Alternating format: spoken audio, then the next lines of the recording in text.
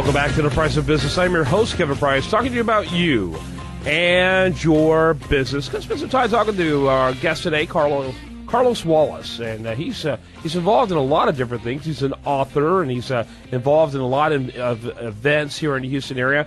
He's involved in philanthropy and managing comedians, and so you got your fingers in a lot of stuff. Glad to have you on the program. Thanks for having me. Tell us a little bit about your background. Well, I'm a railroad engineer by trade, 20 years for Union Pacific, and about 7 years ago, a friend of mine contacted me about producing a show here in Houston, and I enjoyed it thoroughly, and that was his last show, but my first show, and hopefully many, many more. Yeah, very cool. And so you must have caught a bug of sorts. I did. I like to engage with people, and throughout the years, I've just found other ways to make comedy a memorable experience for all, not just those that attend the show, but maybe even the charities that we benefit, and just reaching out to different people. Now, you just this week had an event that you did. Talk about that. Yeah, we just had one last night. Another sold-out show. Houston's been very good to us. I mean, for 2 straight years, about, 28 shows straight, we've sold out. And it was a lot of energy, man. And on a Wednesday night, too. You know, when you have 500 people laughing on a Wednesday night, you must be doing something right. Yeah, and that was at the Improv. Sure, yes, at Houston Improv. Yeah, very cool. So tell us a little bit about the talent you represent. Well, all these guys, man, they and young ladies, very energetic. Not many of them have like huge names just yet, but it's a lot of untapped talent that extremely, extremely funny, and they love to give back. And that's why I really like having them, because after the show, they'll hang out with the people and hug ladies and kiss babies, and it's just a lot of fun. Yeah. Talk a little bit about the various organizations that you're supporting philanthropically. Covenant House is one. We've had Top Teens of America. There's so many. I hate to even list because I don't want to miss anyone. But if you visit our website, SOL-CARITAS, that's SOL-CARITAS.com, and click on the Soul Cares link, and you'll just see a plethora of charitable organizations that we support.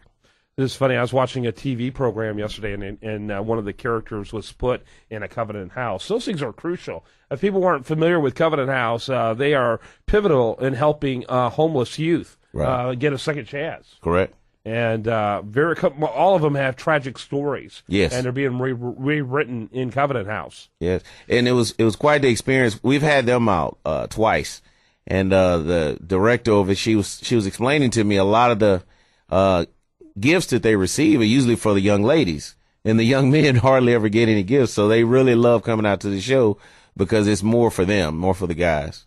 Yeah, absolutely. No question about it. And talk about, is it like a percentage of the proceeds go to these organizations? Or That's is that correct. How it typically works? I guess it may vary on the event. Right. Yeah. And what we do, we at the end of the show, the host of the show will bring me up, and I will call up the director that's representing the charity and present them a check, but also give them a little time to explain what their charity represents.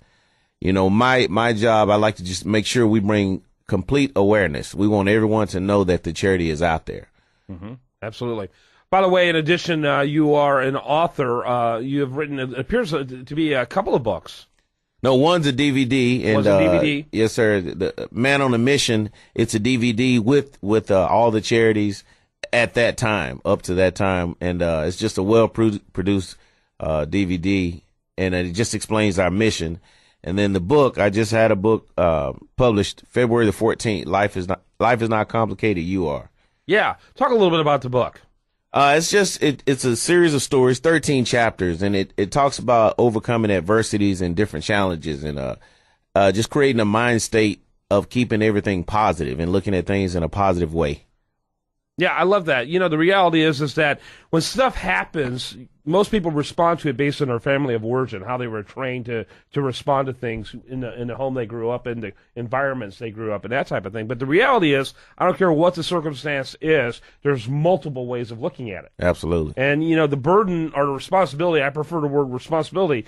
The responsibility is on me to find a way to look at it that's going to benefit the way I go forward. That's correct. And so, so a client disappears, or, you have a client that, is no longer going to be a client. More than likely, if you look at the history of that client, probably wasn't the greatest client anyway, especially if you tried to make that client happy and they didn't even show up in order to become happy. There's always a way of looking at it. So that client has freed up room for you to find the client that's really going to be one that's going to benefit from what you do. And so there's always an upside to every downside. That's correct. I tell people, I speak with different groups, and I spoke with a group of sales ladies not long ago. And one lady was saying how her being overweight was discouraging, and some people would not do business with her or let her represent them. And I said, for that one person that tells you no, there's 10 that'll tell you yes. Right. Don't concentrate on the one no. Go find the 10 yeses. And right. It just training your brain in a different way. Well, and there's just tons of people that would either have sympathy or empathy because they are in the same position. Correct. They have instant relation to. Correct. So I think that's great, and people need to focus on that, and they ought to be grateful when they come across a client who won't do business with them because of that. That's right. Because they won't have to deal with all of the drama and trauma that would come with having to have to deal with a person with such prejudice. That's correct. I tell no one's in the dark alone. Just turn the light on, and you'll see you have a little company in there. Well, that is a great message. That's something that I want to, I think is a part of what I talk about on this program. Life is meant to be enjoyed, but really you're the one who's responsible to enjoy your life. That's and that correct. comes down to how you interpret what happens in your life. That's correct. So that's very cool. Very cool. What do you got coming up down the pike? Well, I have a trip to Cancun. We produce a show out Memorial Weekend, and also have a book signing coming up in New York. Mother's Day weekend. So it's just been a busy year so far. It's great. I love it. Yeah, absolutely. No question about it. I think it's great. And how long have you been doing the comedy work? April 1st made 7 years. 7 years. Just had an Wow. anniversary. Time goes fast when you're having fun. Absolutely. Of these two websites, I always like to only give one so we don't overwhelm the listener. Which one do you want to mention? SOL-CARITAS.com is great. All right. SOL-CARITAS. That's SOL-CARITAS.com.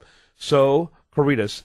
That's SOL-CARITAS.com. Thanks for being with us. Thanks for having me. All right. When we come back, much more for you. Do want to remind you, best content here shows up over there at usdailyreview.com. And you're listening to The Price of Business.